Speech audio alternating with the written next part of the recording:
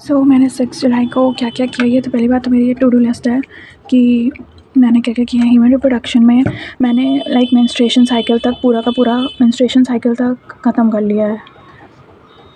यहाँ तक मेरा ह्यूमन इवोल्यूशन मेरा पूरा कंप्लीट हो चुका है।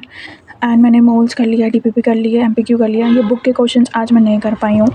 ये बेसिक मैथ्स कर लिया, केपीपी रिवीजन कर लिया है, सेल चैप्टर का रिवीजन कर लिया, कॉकरोच का कर लिया, बायोलॉजिकल बस स्टार्ट किया है। शुरू के जो मतलब बस वो नहीं थे कि सारे साइंटिस्ट के नाम थे, अभी मोनेरा स्टार्ट नहीं किया है, बट उसका शुरू तक मैंने रिवीजन सारा कर लिया है। ये आज मेरा 6 जुलाई का था। अब कल मुझे मतलब बेसिकली क्या क्या करना है। इवोल्यूशन कल मैं कंप्लीट कर लूँगी। ह्यूमन रिप्रोडक्शन कंप्लीट हो चुका है। ह्यूमन रिप्रोडक्शन ये रिवीजन है, मतलब इवोल्यूशन रिवीजन कर लेंगे। ह्यूमन रिप्रोडक्शन कल कंप्लीट कर लूँगी। मोल का करना है बेसिक मैथ, सेल और बायोलॉजिकल पढ़ना है, और बुक के क्वेश्चंस करने हैं कल मोल के, और कॉकरोचेस का रिवीजन करना है। ये जैसे सेल लिखा है, बायोलॉजिकल लिखा है, कॉकरोच लिखा है, तो मुझे इन सारी तीनों चीज़ों का ना रिवीजन करना है बेसिकली। ये मैंने इवोल्यूशन के सारे जो भी इम्पोर्टेंस पॉइंट थे वो सारे लिख लिए हैं कि जैसे कौन से में बिलियन है, कौन से में मिलियन लिखा हुआ है। जैसे जॉलेस फिशेस 350 मिलियन में है। ये सारी चीज़ें ना रिवीजन करने में मेरे को बहुत ज़्यादा दिक्कत हो रही थी, बेसिकली लर्न करने में बहुत ज़्यादा दिक्कत हो रही थी। तो मैंने इन सब चीज़ों का लिख लिया है सारे, किसने किसने क्या क्या दिया था, स्पॉन्टेनियस जनरेशन किसने दिया था, केमिकल इवोल्यूशन किसने दिया था, कौन कब आया था, सब चीज़ें ये पेज में सारा मैंने लिख लिया है। पीछे मैंने होमोलॉगस एनालॉगस का सब कुछ लिखा है, जो भी बेसिकली इंपॉर्टेंट चीज़ें थी वो मैंने सारी लिख ली है। ये थोड़ा आउट ऑफ एनसीईआरटी है, सी वॉल, ये कहीं पे भी एनसीईआरटी में नहीं लिखा हुआ है, इसको मैंने लिख लिया है। मैंने पूरी की पूरी इवोल्यूशन ना एक टीचर से पढ़ा है, आकांक्षा मैम से, एंड सेम है ये ह्यूमन रिप्रोडक्शन में भी पढ़ रही हूँ। ये टीचर ने इतना अच्छा पढ़ाया है, पीडब्ल्यू की जो आकांक्षा मैम है, मतलब मेरे को बहुत ज़्यादा अच्छे से समझ में आया। उन्होंने एक एक चीज़ बिल्कुल भाई एनसीईआरटी की एक लाइन बता देती हैं। सो मैंने इसको पढ़ा और मेरे को लिटरली बहुत ज़्यादा अच्छे से समझ में आया है। मैं एक चीज़ और दिखाती हूँ आपको, रुको। जैसे मेरा बायो में मैंने यहाँ तक मेंस्ट्रुएशन साइकिल से, अब मुझे स्टार्ट करना है। मेंस्ट्रुएशन साइकिल के पहले मैंने सब कुछ पढ़ लिया है, एंड लिटरली उन्होंने इतना अच्छे से पढ़ाया है कि एक चीज़, जो भी चीज़ें मुझे इंपॉर्टेंट लगी है वो मैंने लिख भी ली है ह्यूमन रिप्रोडक्शन की। ये देखो, ये सारी चीज़ें से बना के कि मतलब लर्न करने का टाइम ईजी होगा। एक पेज में मैंने और लिखा था गैमेटोजेनेसिस एंड oogenesis, वो अभी मुझे दिख नहीं रहा है वीडियो बनाते टाइम, वरना मैं वो भी दिखा देती। ये इवोल्यूशन का है, बस मुझे इतना ध्यान देना है, एंड इसको मतलब मुझे हर टाइम पढ़ती रहूँगी, तो ये जो भी चीज़ें हैं ना ये सब रट जाएंगी। बेसिकली ये सारी चीज़ें ना बहुत ज़्यादा डिफिकल्ट है यार, पर्सनली मेरे लिए तो बहुत ज़्यादा डिफिकल्ट है कि कौन सा होमो है, अरे मतलब कौन सा मिलियन में है, कौन सा बिलियन में है, कौन सा कब साइंटिस्ट ने किसने क्या बोला था, कौन कहाँ गया था, कौन सी शिप से गया था। बहुत ज़्यादा चीज़ें इवोल्यूशन में, बहुत ज़्यादा कंजस्टेड चीज़ें थी, इस वजह से मैंने लिखा। और ये ह्यूमन रिप्रोडक्शन से मैंने अभी स्टार्ट किया है। मेरा बायोलॉजी का प्लानर बहुत ज़्यादा डिफरेंट है, मैंने पूरा प्लानर बना के रखा है बायोलॉजी का। इफ़ यू वांट मैं शेयर करूँगी अगर मैसेजेस कमेंट आए। एंड आज मैंने क्या क्या किया मैंने बता दिया। वेट, ये सारी चीज़ें कर ली हैं, ये सारी चीज़ें मुझे आज करनी है 7 जुलाई को। एंड ह्यूमन रिप्रोडक्शन तो आज मैं ख़त्म कर ही लूँगी। इवोल्यूशन ऑलरेडी ख़त्म हो चुका है। मोल, बेसिक मैथ, सेल बायोलॉजिकल देखती हूँ मैं क्या क्या कर लेती हूँ। 12 बज रहे हैं, 12:30 तक हो रहा है। अगर मैं खींचूँगी भी 3-4 बजे तक में, तो आराम से ह्यूमन रिप्रोडक्शन ख़त्म कर लूँगी। तो लेट्स सी मैं कितने तक क्या कर पाती हूँ। और मैं मोल्स के भी नोट्स ऐसे नहीं बना रही हूँ, मतलब जो मेरे पिछले साल के नोट्स हैं मैं उसी से कर रही हूँ। बहुत सही नोट्स बनाए सर ने। एंड मेरा बेसिकली मेन मोटिव ये है कि मैं ज़्यादा बार and numbers of time revision कर पाऊँ। उससे ज़्यादा मतलब मैं ये ना करूँ कि मतलब मैंने नोट्स बना लिए हैं हर पेज की, हर चीज़ की बहुत सुंदर तरीके से, और रिवीजन मेरा 4 बार भी नहीं हुआ है उसका। और अगर मेरा रिवीजन नहीं हुआ रहेगा तो एट द एंड कोई भी मतलब नहीं है मेरा नोट्स बना के, पोथियाँ बना के रखने का, क्योंकि रिवीजन होना उसका सबसे ज़्यादा मेन नीड है। सो मैं तो यही बोलूँगी कि and numbers of time revision होना बहुत ज़्यादा ज़रूरी है इन कंपैरिजन टू नोट्स बने रहना। तो मेरा तो बेसिकली यही पहला मोटिव है कि मेरा रिवीजन ज़्यादा से ज़्यादा हो जाए। और ये रिवीजन हो चुका है। फिजिक्स में भी मेरा ये लेक्चर हो चुका है, नोट्स हो चुका है, टीपीपी रिवीजन। 7 जुलाई में भी बेसिक मैथ्स का 8 लेक्चर है। बहुत ज़्यादा लंबा लेक्चर जा रहा है। जैसे सर आज सिर्फ स्ट्रेट लाइन ही बताया था, ग्राफ भी बताए थे। खैर ठीक है, जितने धीमे पढ़ा रहे हैं वो सही है। और मोल में भी लेक्चर 8 होगा आज। लेट्स सी, देखते हैं क्या क्या हो जाता है।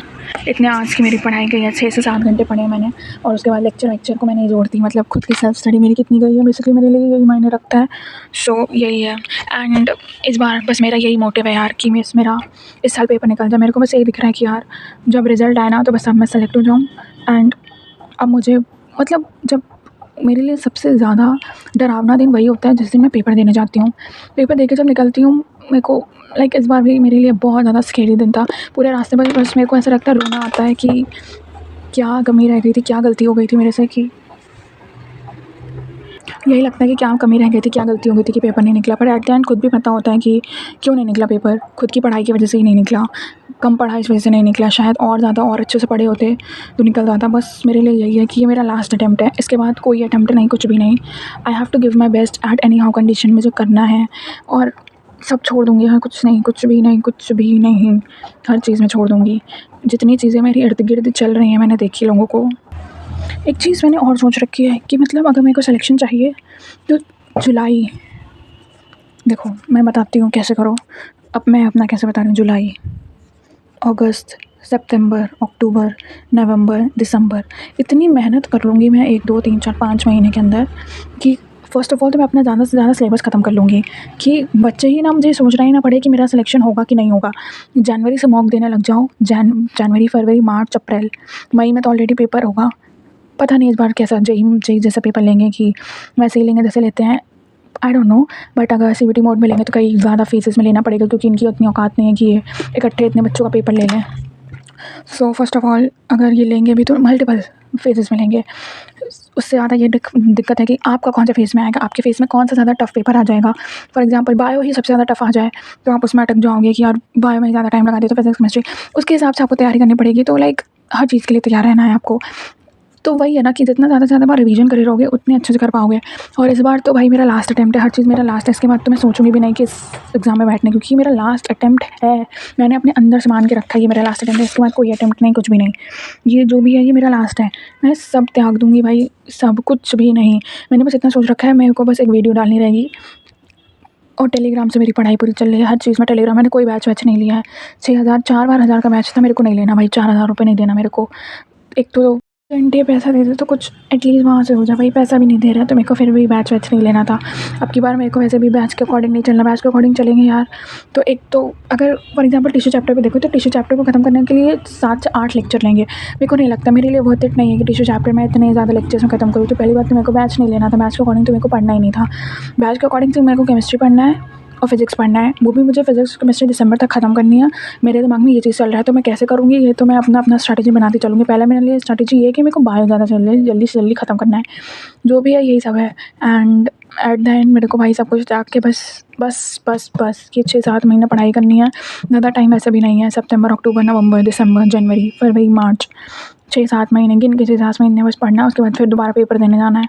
And at the end this मेरे को बस यही है कि ये सेंटर जो भी मेरे को अब मिलेगा सेंटर 2027 के लिए, वो मेरा लास्ट सेंटर हो मेरे नीट के एग्ज़ाम के लिए। इसके सिवा अब कभी भी मुझे इस एग्ज़ाम में अपेयर नहीं होना है। This is my last attempt, this is my last try for to become a doctor. Never ever I am going to try this again, never ever. At least मेरे लाइफ में मेरे को कभी गिल्ट नहीं रह जाएगा कि मैंने काश बेस्ट अपना ट्राई किया होता। एंड अगर मैं अपने इर्द गिर्द देखूँ ना भाई, बहुत बहुत बहुत ज़्यादा लोग बहुत कुछ कर रहे हैं लिटरली। मतलब जो चीज़ मैंने मतलब मेरे कोई भी अभी क्लोज़ फ्रेंड था, मेरे को नहीं पता भाई कि मतलब इतना ज़्यादा मतलब बहुत कुछ कर रहे हैं जो मैंने हर चीज़ मतलब त्याग दी है कि मतलब मेरे को ये सब कुछ नहीं करना। मेरे को सिर्फ पढ़ाई लिखाई में ही इंटरेस्ट लगाना है। और एज़ सच मैं ऐसी हूँ भी नहीं कि मेरे को वो सारी चीज़ों में इंटरेस्ट हो। छोड़ो भाई, बस छोड़ो छोड़ो छोड़ो छोड़ो, बस पढ़ो लिटरली। जो भी है, जितना भी जो भी ड्रॉप हो आपका, बस ये सोच के छोड़ो कि आपको पढ़ाई करनी है और पढ़ाई करके आपको बस सिलेक्शन लेना है।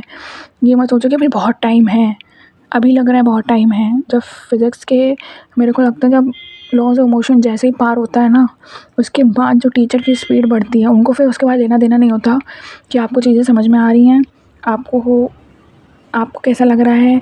अभी जितना वो अगर आप अभी लिख देते हो ना रिपीट, तो टीचर रिपीट कर देता है। पर laws of motion, circular motion, rotation तक पहुँचेगा ना, बट टीचर फिर ध्यान भी नहीं देगा कि आप क्या लिख रहे हो। वो आएगा बस, वो इस मोटिवेशन से आएगा कि उसको आज इतना पढ़ा के ख़त्म करना है, तो इसको इतने दिन में सिलेबस ख़त्म करना है। वो करके जाएगा, उसको घंटा फ़र्क नहीं पड़ेगा कि आपको क्या समझ में आ रहा है क्या नहीं आ रहा है। ये अभी शुरू का है कि हाँ, उनको हर एक चीज़ बच्चे को समझ में आनी चाहिए। एट द एंड कोई लेना देना नहीं है उनको, बस उनको सिलेबस ख़त्म करना है। सिलेबस ऐसा भागेगा, जब दिवाली आती है तो भाई सिलेबस तो ऐसा रहता है 7वें आसमान पे है और आप ख़त्म हो चुके हो। उसी मोमेंट पे अगर आपने अपना सिलेबस संभाल लिया तो ठीक है, वरना उसके बाद सिलेक्शन इम्पॉसिबल रहता है। And that's the truth.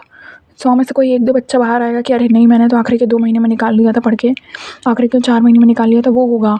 But अगर 100 बच्चे सेलेक्ट होते हैं तो 100 के 100 ही बोलेंगे कि भाई पूरे साल पढ़ना पड़ता है। 100 में से 4 बच्चे आएँगे, 5 बच्चे आएँगे, बोलेंगे कि अरे मैंने तो 4 महीने में निकाल लिया था। But that's not the possible. मेरे को तो नहीं लगता भाई, मैंने देख लिया करके।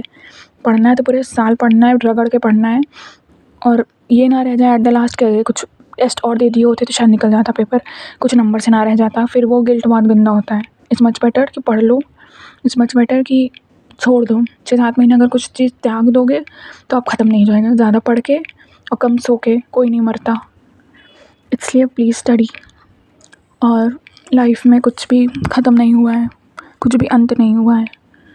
अगर आप खुश नहीं हो तो मतलब अभी भी आपकी लाइफ में बहुत सी चीज़ें बची हैं जो आएंगी। Be happy and at the last work hard. And मेरे को सिर्फ इतना ही है, मेरा कोई टाइम वेस्ट नहीं होता। मैं कुछ अपने मन की बात कहीं बोल लेती हूँ, क्योंकि मैं इसमें यहीं पे है जहाँ पे मैं खुद अपने मन की बात बोल पाती हूँ। एंड मैं लिटरली 1-2 बजे तक शायद ये वीडियो डालती हूँ दोपहर में, रात में बना के इन शॉर्ट पे सब कुछ मतलब एक साथ कर के तो उसको टाइमिंग कम कर देती हूँ और छोड़ देती हूँ। अपने आप हो जाता है, सुबह उठाती हूँ, उसको वीडियो को डाल के प्रोसेस में डाल देती हूँ, छोड़ देती हूँ। बस 10 मिनट से मुश्किल से लगते हैं, मेरा कोई टाइम वेस्ट नहीं होता।